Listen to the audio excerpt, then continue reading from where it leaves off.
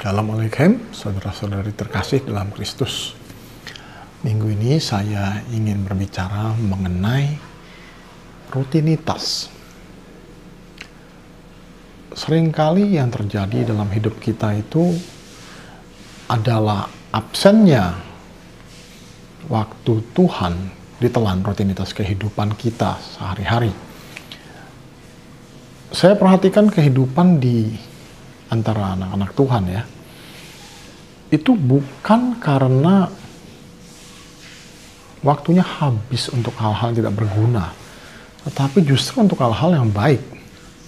Jadi terlalu sibuk mengurus anak misalnya ya, terus sibuk mengurus keluarga, atau terlalu sibuk mengurus karir.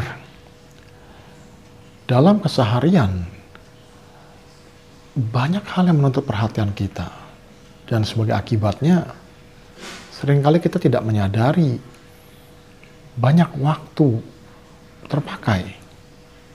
Walau tampaknya untuk hal yang baik, untuk hal yang berguna, tetapi di jangka panjang apakah sungguh-sungguh baik? Saya ambil contoh saya pribadi. Saya suka naik sepeda. Dan pada saat saya naik sepeda, secara tidak sadar saya itu justru menempatkan naik sepeda sebagai acara saya latihan. Jadi saya akan lakukan sprint atau endurance ya. Jadi saya jalan jarak jauh untuk memperkuat stamina saya. Atau kalaupun saya melakukan semacam ya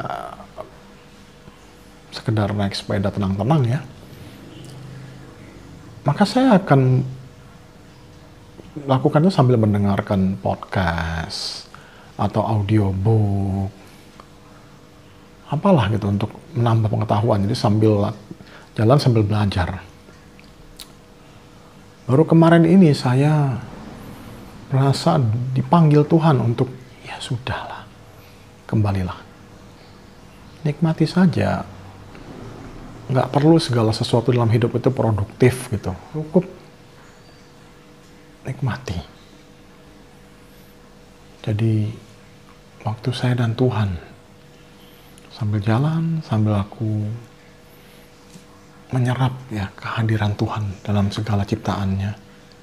Angin di wajah, matahari, dan semua lingkungan di sekitar. Orang-orang di jalanan. Sungguh ada suatu ketenangan.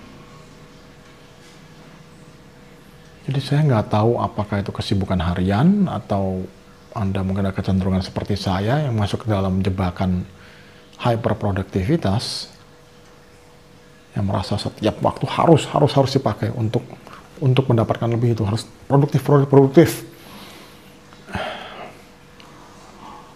Ada baiknya dalam hidup ini ya relax sedikit lah, nggak usah terlalu ngotot. Bener-bener ya sudahlah, nikmati saja gitu, hanya untuk ketenangan, kebahagiaan gitu. Nggak usah harus ada hasilnya gitu maksudnya. Ya karena ini juga saya sangat membutuhkan holy hour ya, 1 jam pagi hari untuk berdoa, merenung, bermeditasi bersama Tuhan. Karena kalau tidak, ya itu saya cenderung jatuh lagi ke dalam jebakan hyperproduktivitas. Setidaknya ada waktu 1 jam bagi saya untuk bisa tenang tanpa perlu banyak memikirkan hal-hal lain. Ya terserahlah mau bilang itu waktu curhat atau apa buat Tuhan. Tapi doa untuk saya adalah komunikasi 2 arah. Di waktu itulah saya bisa merasakan suatu ketenangan sebelum memulai hari. Saya harap pesan ini diterima dalam keadaan penuh berkat untuk Anda semua, saudara-saudariku terkasih dalam Kristus. Terima kasih. Assalamualaikum.